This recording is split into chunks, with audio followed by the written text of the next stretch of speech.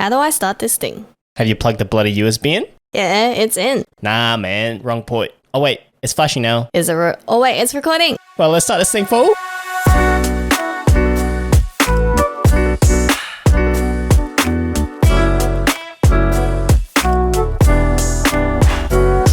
Hello, it's Amelia.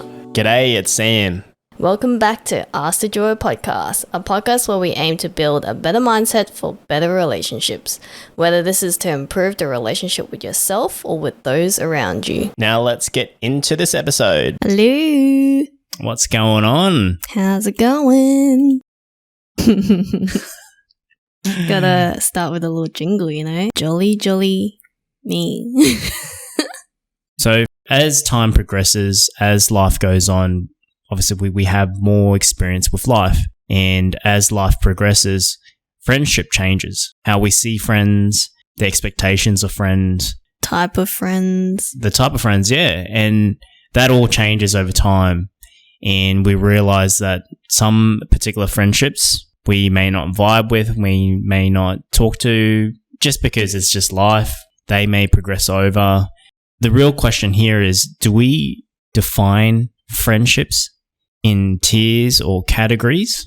I'll let you go first. So friendships, to me, I feel that it's a group of people where you can rely on, have conversations with, experience life with, and most importantly is to release that unpent energy. Like when you hang out with friends, they energize you. Yeah, energize you, but you can also release some energy to whatever it is, like some pain points in life, and you guys can really talk about experiences with that particular scenario. That's how I see friendships. How do you see friendships? Yeah, I'm the same. Like, I feel like the way I see friendships is really simple. If we can have a good conversation, we can chat, we can hang out and just truly have fun, like the whole energy, the vibe is just refilling that energy for you, then, you know, I'm happy to be your friend. I don't have anything deeper than that in terms of maybe categorizing, which we'll touch on it a bit later on. So like friends, good friends, best friends, like those kind of things, I don't feel like I lean towards that way. It's just more like if I can chat to you, we can hang out. It's a good quality time when we hang out, then. It's good to know how you see friendships, because for me, I somewhat categorize friends. Not in a like a, I wouldn't say it's a bad thing, or I particularly choose certain people. No, you don't intentionally like be like, okay, today he's my best friend. And yeah, tomorrow correct. It's like he didn't help me. He's now my okay friend. Yeah, correct. Like I wouldn't intentionally choose a friend because of what their worthiness is. It's deeper than that. Yep.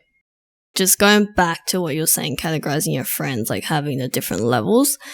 I don't have that, and I was going to speak on an experience. So an experience I had is during high school, I had like a few close friends that I hang out with a lot during school.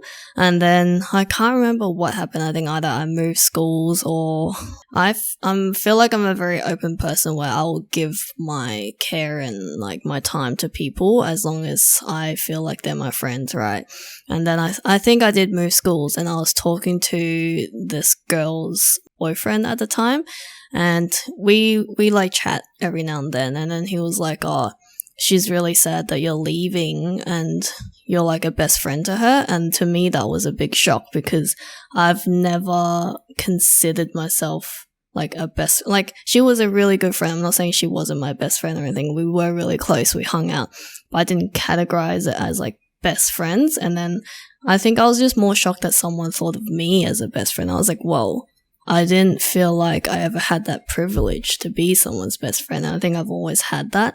So that's why I've always kept a level of distance, I guess, in terms of categorizing other people as my best friends. I think maybe one, I'm worried that if I lose them as a best friend, I'd be really disappointed. So I kind of have a wall up.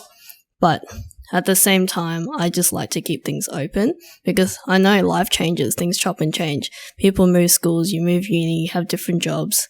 And over time, like you might fade out or they might fade out. So I think once I'm friends with someone, I will hold on to that person for a long time.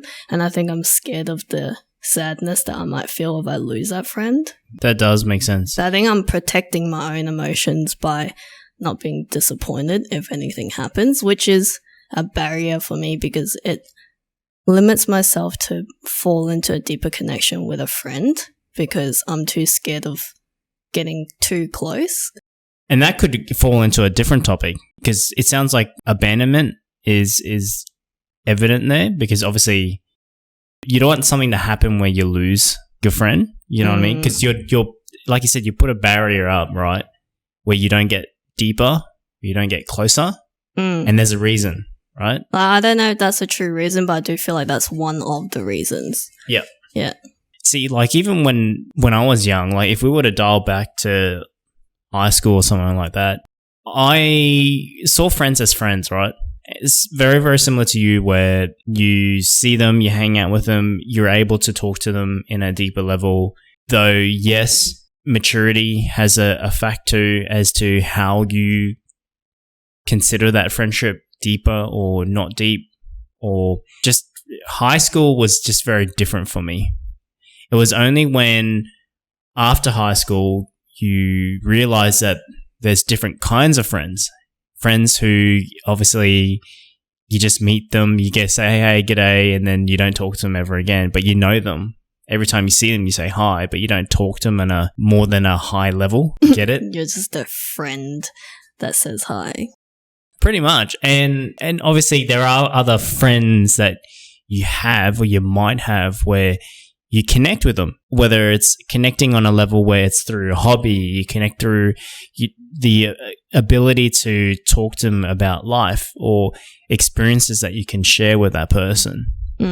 That's how I always saw friends. And as I grew older, that's when I understood that there were essentially different categories of friends. Categories as in the friend, good friends, best friend category? Correct, yeah. That's when I realized that there was, okay, Barry's a close friend. Hi, Barry. Or Tomo's, he's just a friend.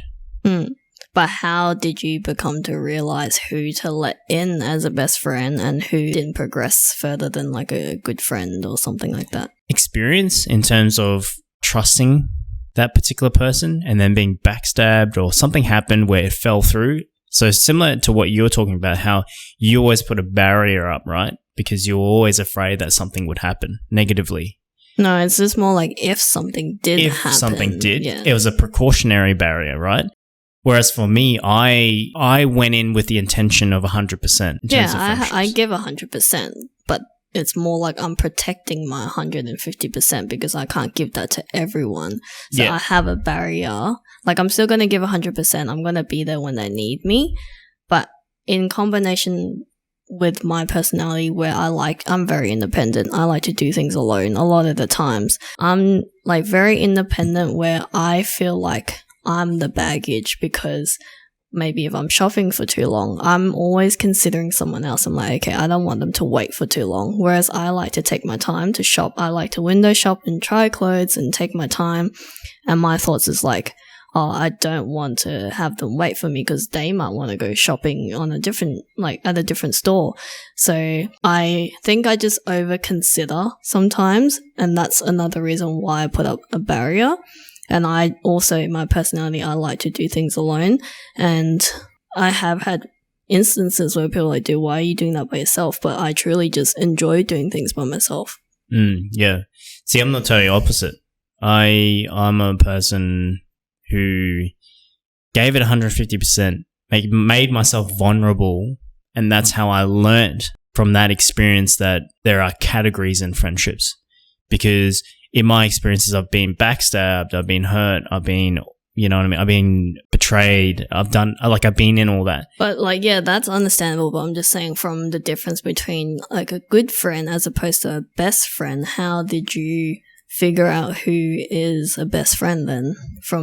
Because for me, like most of the people that I have in my life are just good friends. Like that's not a bad thing. Like they're all really good friends to me, but no one progresses in my mind to like best friend level. Yep. And I guess for me, it's time. Time will define sometimes or most times friendships. And it depends on how you as an individual sees that in that But particular that's what thing. I wouldn't say disagree, but there are some sort of things with it. Like, there's heaps of friends I've known for ages and they're still good friends. I don't talk to them often, but when I do, we can catch up really well.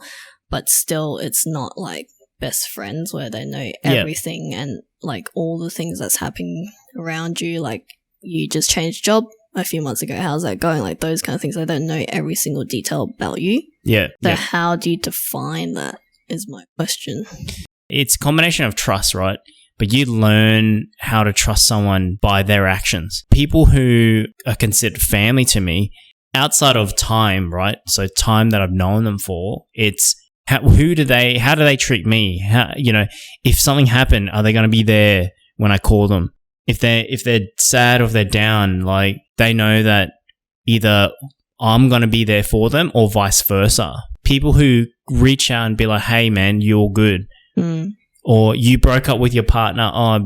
Let's go out and let's hang out and let's, you know what I mean? Like, they understand all scenarios and situations. Times when you can be vulnerable. Times when you can actually sit there and talk to them. Times when you can, be on the piss and have a good time. Like, that's how I knew how to define or categorize friends, is when friends or people, individuals who do those things for me, that I can see that and I will reciprocate that. That's how I categorize friendships. Yeah, no, that's really interesting. And yeah, I can definitely see that outside in the real life. Like, you can make friends really easily and people seem to connect with you really easily too. Like, so in your previous role, there's heaps of people that turned over. The next person that came in that you worked really closely with, you seem to just connect a bond with them really easily. And like, within like that week, you're like, we've been talking and it's not just about work. Like, it's just, favorite shoes or you guys doing Muay Thai or something like that. Like, you guys can connect really easily. Whereas for me, I think that boundary is what's keeping me from connecting with people. Even at work, I can't connect straight away. Like, I have that security barrier that's like, is this person a good person that I can connect with, or is it not? And I just kind of observe people for a long time before I make a move, and that's my barrier. Yeah, it's understandable. In terms of throwing it back to the acquaintance question, I'm again really simple. Like, if I can talk to you, I can vibe with you and we have a good conversation, I still give my 100%. So those are what I consider as friends. But acquaintance, I wouldn't say so, because those are generally acquaintance. Like, you don't know anything about them. Maybe you know of them, but that's about it. And then the high friends, like the high level friends where you're like, oh, hello.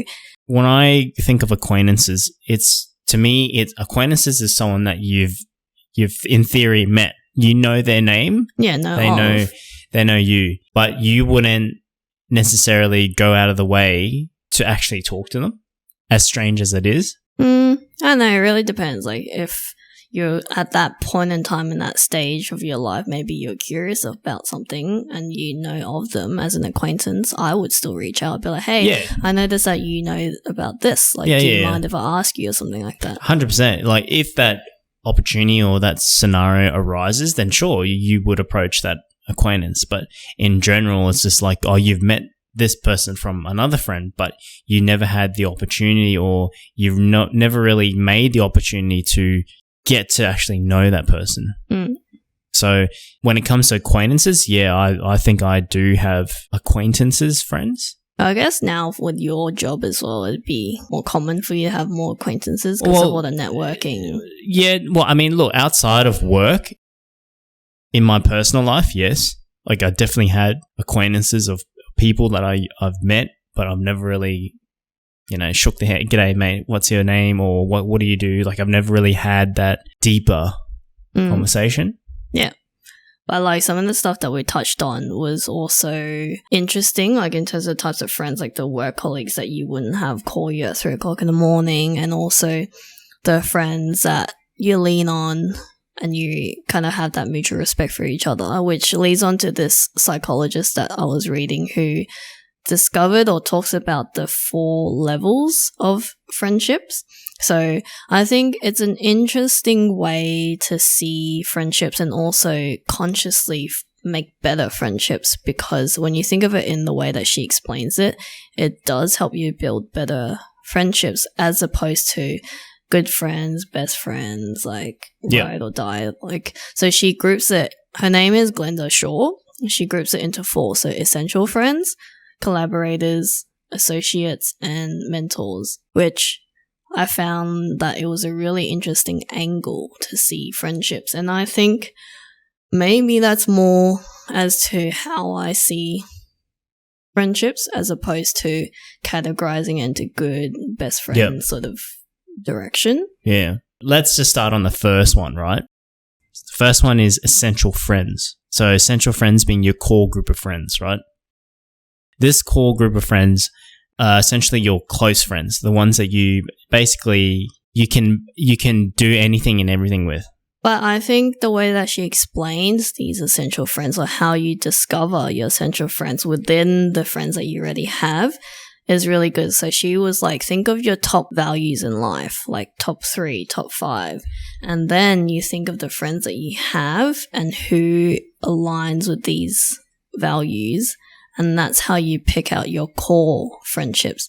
So it's not even saying best friends. It's your core friends that you would either lean on or go to, have fun, those kind of things, which I think was a way better direction than categorizing someone as best friends.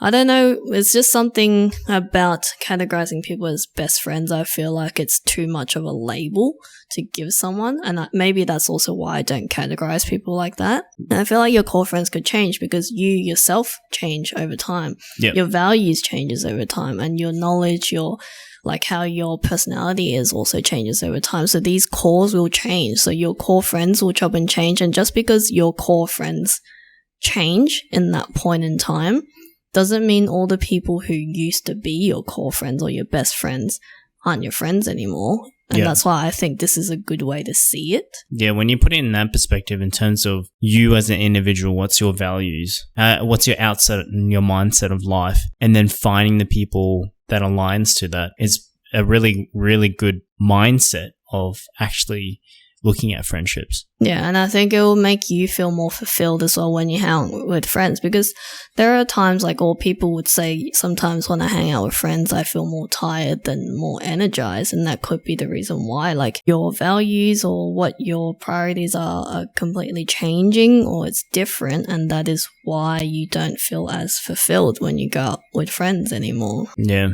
that is really true, hey? And it's a good point, because as you progress in life, things change, right? So obviously when you change, then your core friends in theory would change as well, because the values change, the expectations change. Yeah. So it's actually a really good point. Yeah, and I just think it's really important to think, just because the people who landed in your core friendship or your best friends change doesn't mean the people who used to be your best friends aren't friends anymore. Like, they are still good friends. And just in that season or that period of time, you don't have as much to connect with them at that point in time. But when you need them again, or when they need you again, or they have something to connect with, like say they were like, oh, hey, I'm interested in marketing now as well. Like, let's get together, blah, blah. And then you help each other out, like things like that. And they may come back into your life again. But yeah, I think that one, essential friends, is one of the main ones that a lot of us would have in our life, because they're the people that you go to all the time. But then the other 3 that she has, they're people that you have in your life, but they serve different purposes. So there's the collaborator, and this one is more when you share a connection with someone at that certain point in time. So say uni, you met a friend, you guys hang out, you guys leaning on each other for assignments or lecture notes and things like that. But once you graduated, maybe that person, say we both studied business, that person went into finance, I went into marketing.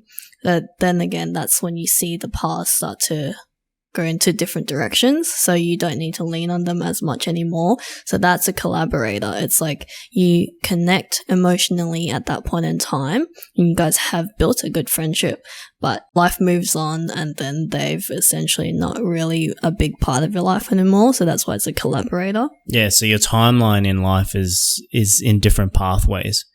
So obviously you started in one branch together, Yeah. Right. And as you both branch off in your own path, your timeline changes. Yeah. And I think that's what happened with you a lot with your work. Like you have a lot of collaborators because they all come in, tee in and help you do your job. You help them do their job and you guys are working for the same thing. But then as you move on or they move on, they have new set of collaborators, new set of friends, and you do as well. Yeah, and it's a good point for when you actually look back in time when you were at uni and you studied. Think about all the people that you met at uni where you studied with them and you did classes with them. It's a very similar way to think of it too.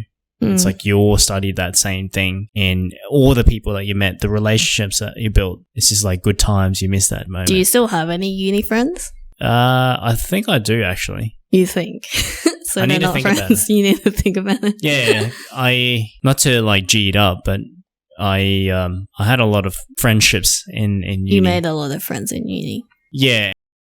That's really good because once again, I made no friends. I think like definitely back then I was so shy, so quiet, which I've mentioned so many times before. And yeah, I didn't go out of my comfort zone, so I didn't have a lot of friends. And also, this is something completely different, but every time I go to uni, I think it adds on to me being quiet. People thought that was fob. I would go to class and then, you go into is it tutorials or tute classes something? Yeah. And you go into groups and it's like, all right, everyone pick your group. And I was quiet as well, so I didn't be like, hey, you want to join my group? I would just kind of wait to be picked. And because of that, I end up being with like the actual fob groups. And then because of that, I ended up doing all the assignments because they didn't know how to do it. So yeah, I didn't really make any friends back then. I was a little different. I was quite loud. Though I wasn't the first one to sort of talk and like in your scenario where you have to choose a group, I wouldn't jump on the first person.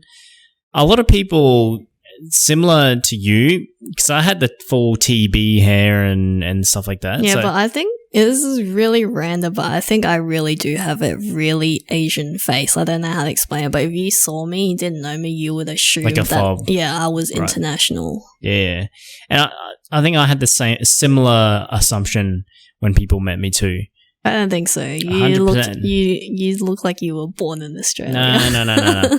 A lot of people assume that I was fob, but when I started talking, that's when they were like, "Oh, okay."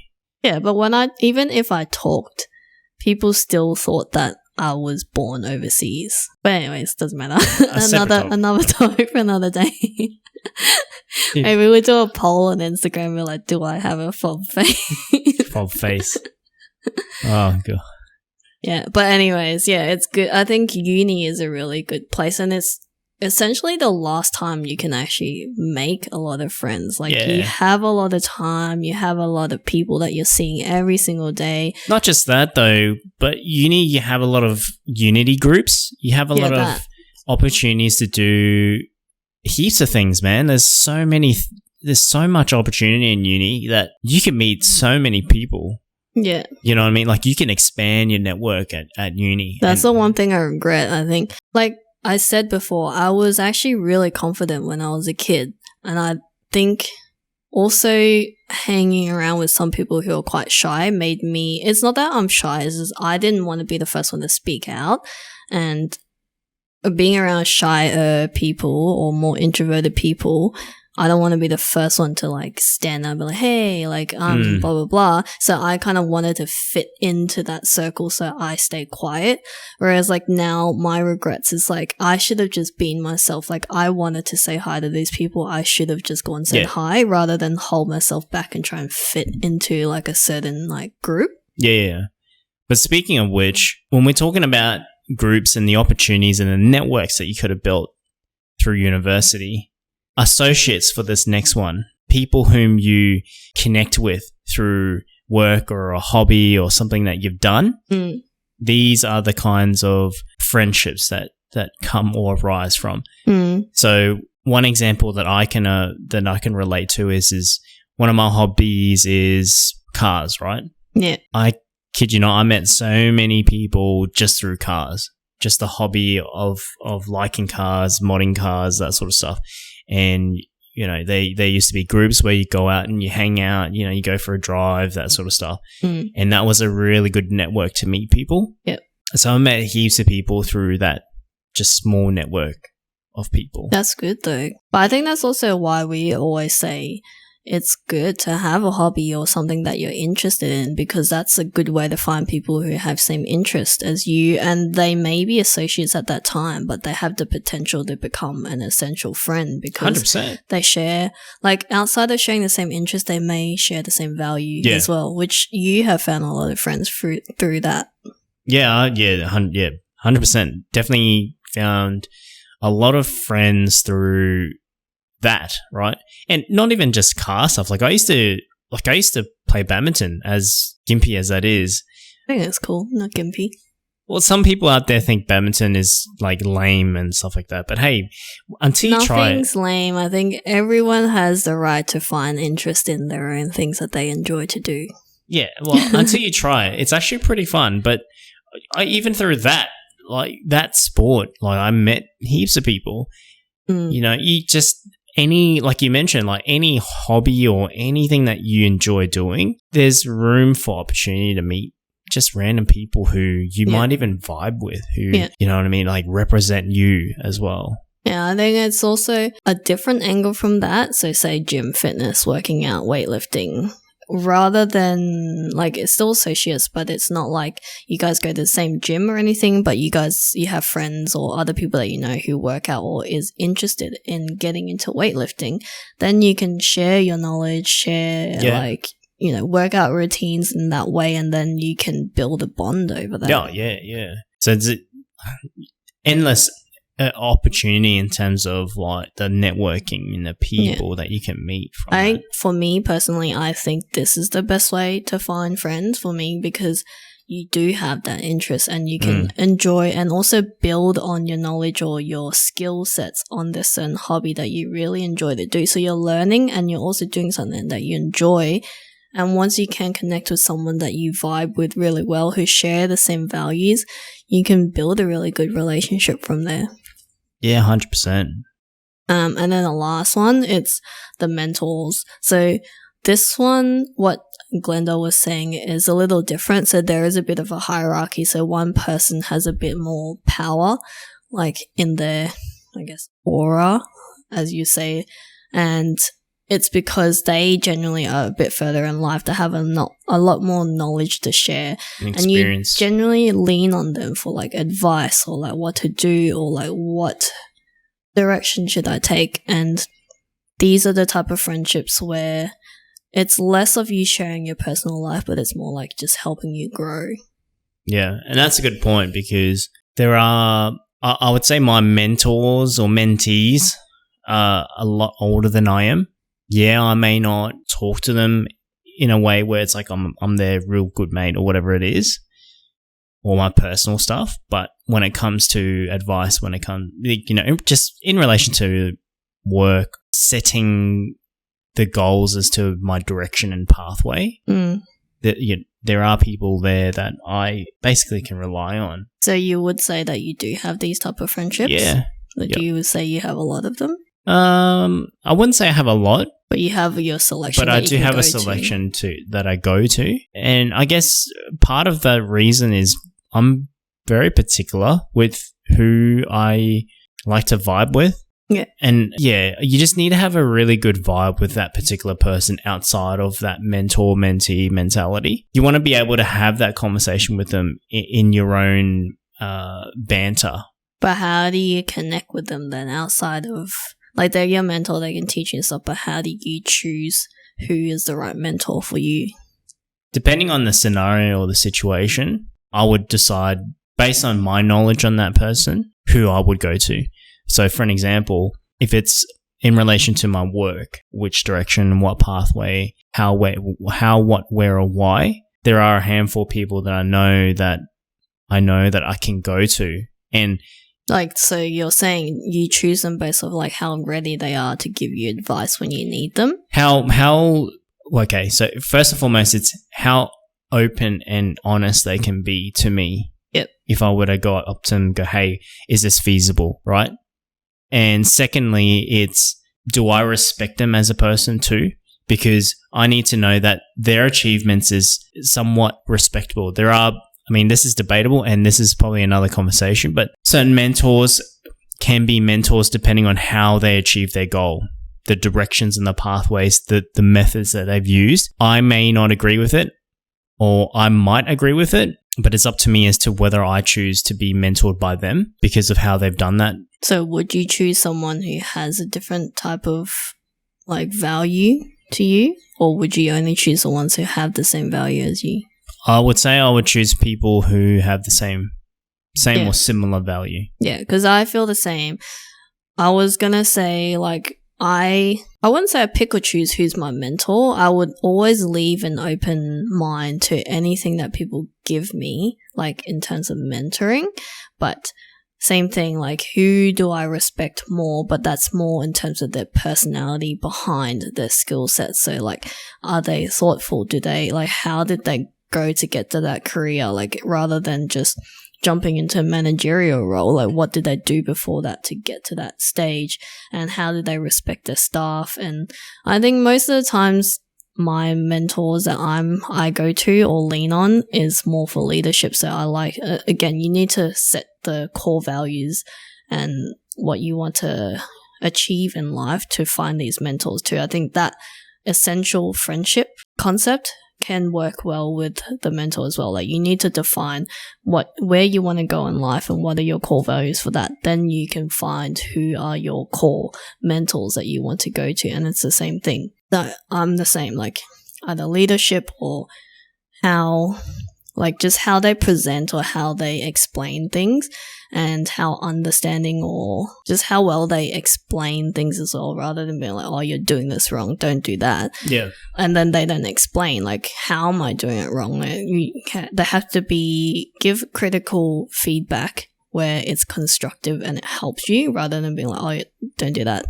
That's completely wrong. And then you're okay, so how do I progress from that? Yeah. It's the ones that are patient but helps you grow fast and also pushes you to your limits, but in a way where it's respectful. Yeah. And you bring up a good point, which relating the actual person itself, the character itself, that's, like you said, it's very important too. Yeah. Because if that person, you can respect them from a personal point of view, then you're more inclined to understand but acknowledge their achievements and what they're providing to you as feedback too. Yeah. So that's why I was saying, my first and foremost thing is their ability to be 100% honest and transparent.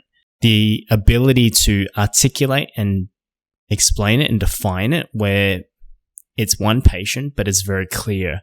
I think leading back into the communication styles that we did speak about in the older episode, it's them also being able to adapt to your communication style so that you understand what you need to do. Yeah. Because some mentors, they are really great at what they do. They can be mentors, but they have a certain communication style, but they're not willing to change that to adapt to you so that you understand what needs to be done. Yeah. That's a really good point too. And that also brought something up as well. My current manager, exactly that. An absolute legend when it comes to adapting to different characteristics and the ability to sit there and, one, listen, and then two, address it depending on what is lacking, what needs to be given to you to help you do whatever you're lacking. Mm. So I think any strong leadership or a mentor should possess those kind of attributes. And then one last thing I think would be a good mentor, kind of off topic, but I think it's good as a mentor position, is people who are really composed. That one person that I keep thinking of who's really good at being composed is, you remember how I was a paralegal, and that manager we had at the time, he's just it's so stressful working in a paralegal role or a law firm, but at any given time, he is just so logical and so composed to the point that, because when you're a manager or someone that's a mentor, if you see them stress, then you kind of feel a bit of that. But he's just really composed where he's just okay, let's see what's happening. Why do you feel this way? And he makes ways where it feels like he is thinking about you, even though it's in a chaotic moment. Yeah. So I think those are really good mentors. And for me, I love seeking out mentors or even be able to build a friendship from that, because there's a lot to learn from them. And I want to eventually one day become one of these where I can be a mentor to someone else. 100%. And exactly that, right? The ability to be very composed, very relaxed when it comes to a situation that's...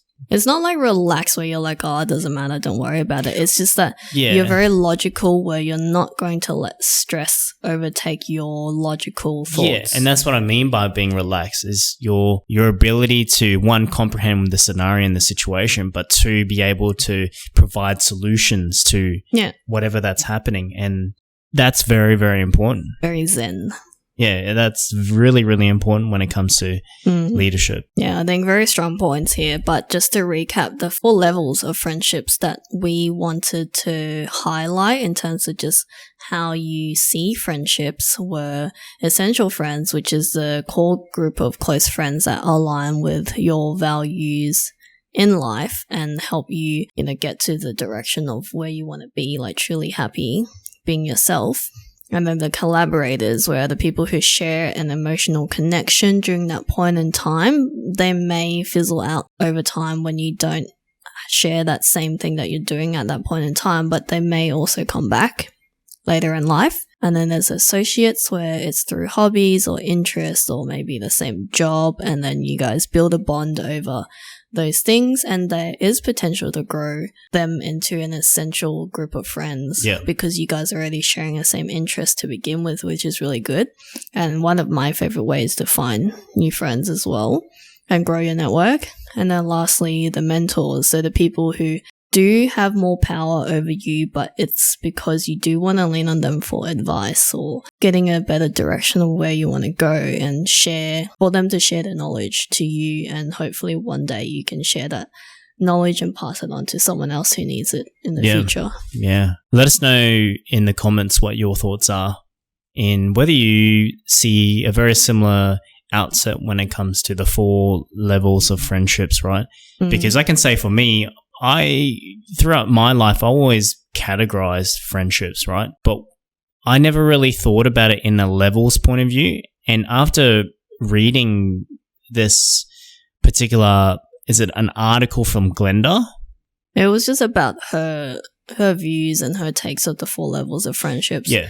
And she even has a book. I don't usually read books, but I'm actually interested in buying it. So it says, it's a book, it's called Better You, Better Friendships. So it's just about... I think it truly is more... the mindset thing. Well, it's so cliche. A lot of people say, like, the more you work on yourself, the better, like, the things around you become. But it really is. Like, it all starts from you. Like, how well you treat yourself, how well you see yourself, and the confidence you have in yourself and how open you are and all those kind of things. And it kind of grows and stems into the people around you. Yeah, 100%. 4 levels of friendships really put it into perspective for me when it comes to actually seeing friendships. And it all comes down... It's an interesting way to think about it, as opposed to just good friends and best friends. Yeah. And I think from what I was saying was, from my point of view, it really alluded to friendships being around you, based around your core values. And it makes you feel more fulfilled too, if you can consciously find better friendships. Like, it's not that, you pick and choose and be like, nah, you're not a good friend, or like, nah, he's not worthy, or something like that. It's just being more conscious in who you let into that friendship circle. Have a think about it. Let us know if you agree with this type of direction of thinking of friendships. And yeah, we're interested to see who you have more in your life, the different levels of friends that you have in your life too. Yeah. That's it then. Thanks, guys. See you later. See you later.